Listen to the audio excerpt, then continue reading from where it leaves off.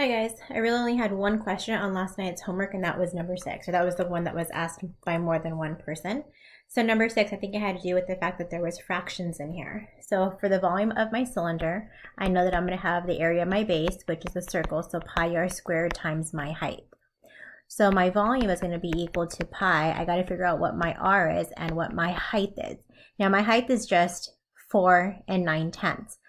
But I can switch this by taking my mixed number, doing 4 times 10, which is 40, plus 9, and that's going to give me 49 over 10. And then for my radius, I'm going to take my 12 3/8, and I'm going to multiply 12 times 8 plus 3, and that's going to give me 99 over 8. Now I can leave it my 99 over 8, and I can take that guy and divide him by 2. If I divide this guy by 2, that's like saying 99 over 8 times 1/2, right? Or you take the reciprocal.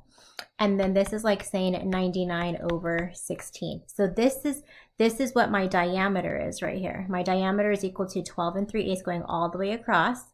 But if I want half of that, I'm going to take this and divide it by 2. And that's just going to give me this guy, which is my radius.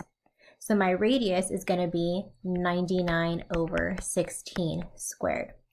Now I can take all of this. There's a couple ways to do this. I'm going to go where I'm just multiplying straight across. So when I multiply straight across with the fractions here, I'm going to get pi times 99 times 99 times 49 all over. And remember, it's 16 squared, so it's going to be 16 times 16 times 10. So when you multiply all of this out, you should get 589.4.